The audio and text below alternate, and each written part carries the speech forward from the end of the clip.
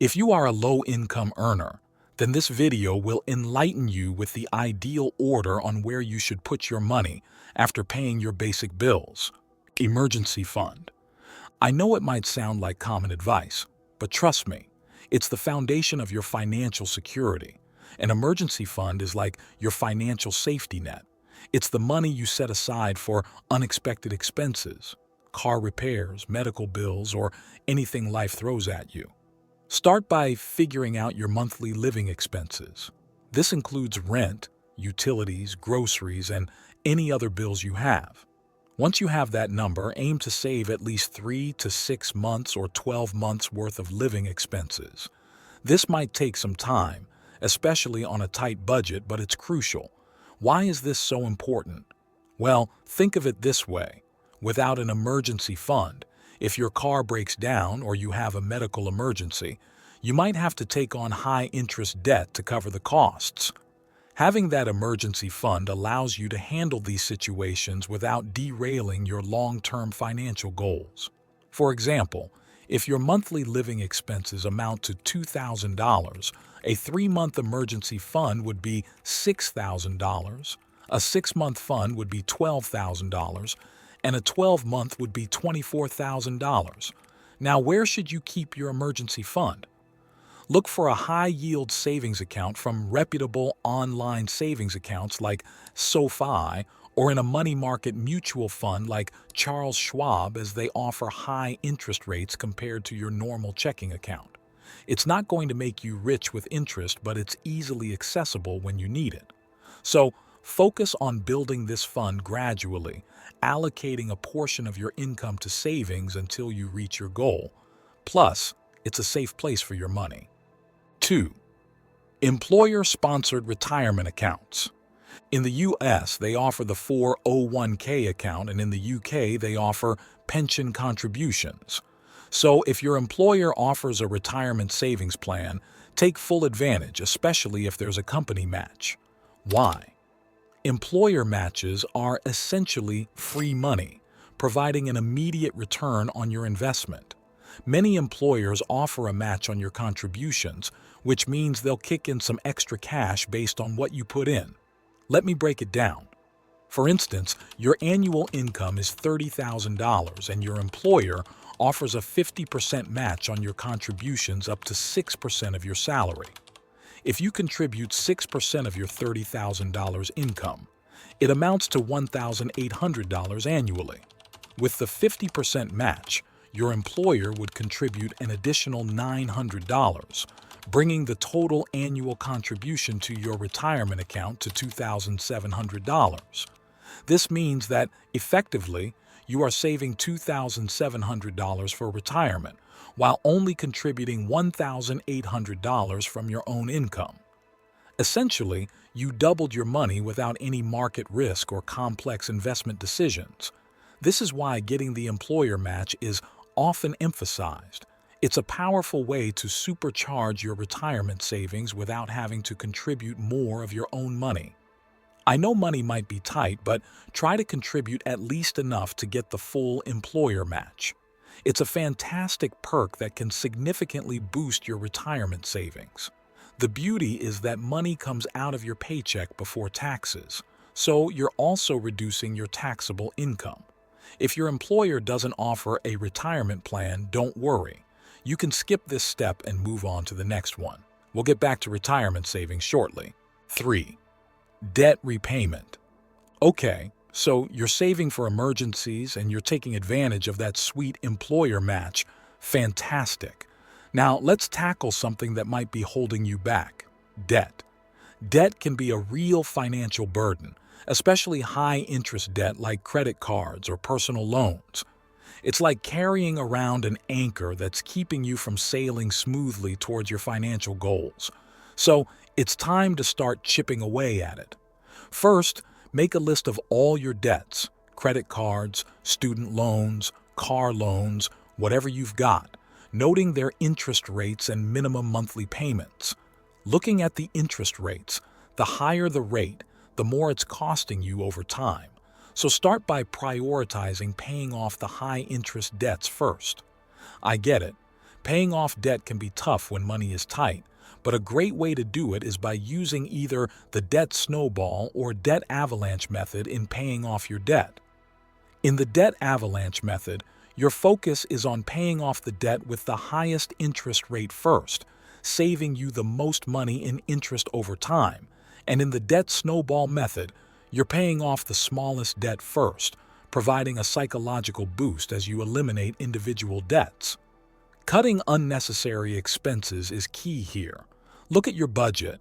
Are there subscriptions you can cancel, dining out you can cut back on, or any other non-essential spending that can be redirected towards debt repayment?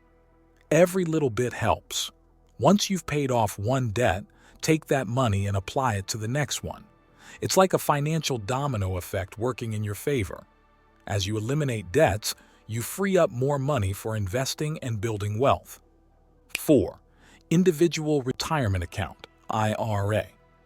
If you don't have access to an employer-sponsored retirement plan or have already maximized your employer retirement contributions, an individual retirement account, IRA, is another powerful tool for retirement savings. The beauty of IRAs is that you have control over where your money goes. You're not limited to your employer's plan options. You can choose individual stocks or bonds, or if you're looking for simplicity and broad market exposure, consider low-cost index funds or ETFs in your IRA account. IRAs are like your personal treasure chest for retirement savings, and there are two main types: traditional IRAs and Roth IRAs. A traditional IRA lets you contribute money pre-tax, meaning you get a tax break now, but you'll pay taxes when you withdraw in retirement, while a Roth IRA uses after-tax dollars, but your withdrawals in retirement are tax-free. Choosing between them depends on your current tax situation and your future financial goals. In 2023, the limit of contributing to IRA for individuals age 50 and older was $6,500, with an additional $1,000 catch-up contribution, but as of 2024, the contribution has been increased to $7,500. So, if you anticipate being in a higher tax bracket in retirement, a Roth IRA might be advantageous.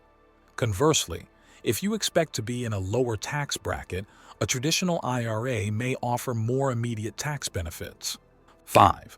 Health Savings Account, HSA. Now, you might be wondering what health savings have to do with investing, but trust me, it's a brilliant two-in-one. If you're enrolled in a high-deductible health plan, you're eligible for an HSA. This is like a superhero account because it offers a triple tax advantage. First, your contributions are tax-deductible, which means you lower your taxable income right off the bat. Second, the money grows tax-free. Any interest or investment gains within the HSA won't be taxed. And third, if you use the money for qualified medical expenses, the withdrawals are also tax-free. Something that makes HSA amazing is, if you don't use all the money for medical expenses in a year, then it rolls over from to the next year, unlike another health account known as a flexible spending account, FSA. FSAs are employer-sponsored accounts where you can contribute pre-tax dollars to cover eligible medical expenses, just like HSAs, but FSA funds are subject to the use it or lose it rule, meaning you generally must spend the funds within the plan year, as more like it won't be rolled over to the next. So, for HSA, you can let it grow and use it for medical expenses in retirement. Then again, you might be thinking, I'm healthy, I don't need much for medical expenses. True, but think of it as a stealth retirement account. Once you hit a certain age, you can withdraw funds for non-medical expenses penalty-free. It essentially transforms into a traditional IRA. So, even if you're tight on cash, contributing a little to your HSA can be a smart move. It's an investment in your health and wealth simultaneously.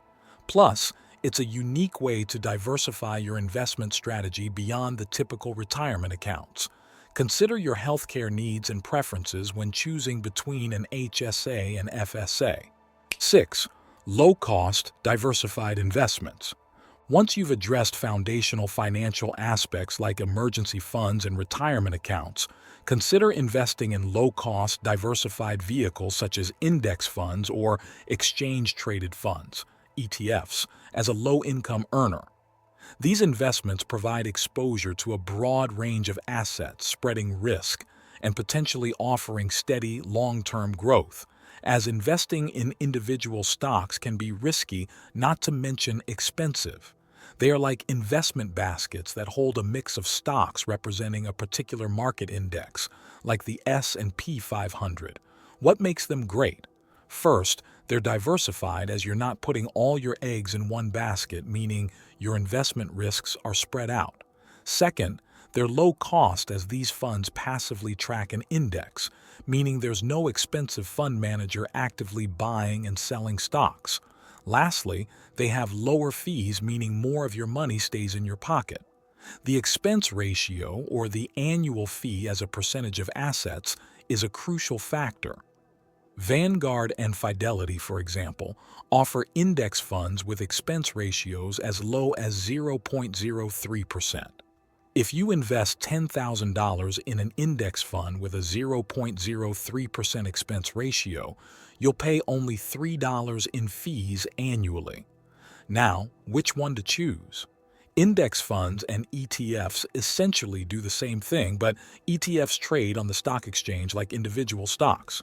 If you prefer a hands-off approach, go for index funds. If you like the idea of buying and selling throughout the day, ETFs might be your jam. 7. Real estate investment trusts, REITs.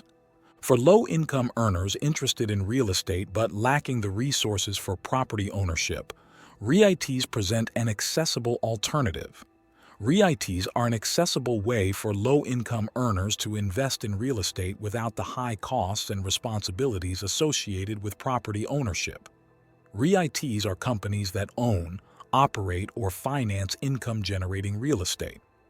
These companies pool funds from multiple investors to invest in a diversified portfolio of properties, focusing on specific types of real estate, such as residential, commercial, or industrial properties that generate income through rental payments or capital appreciation of the properties they own.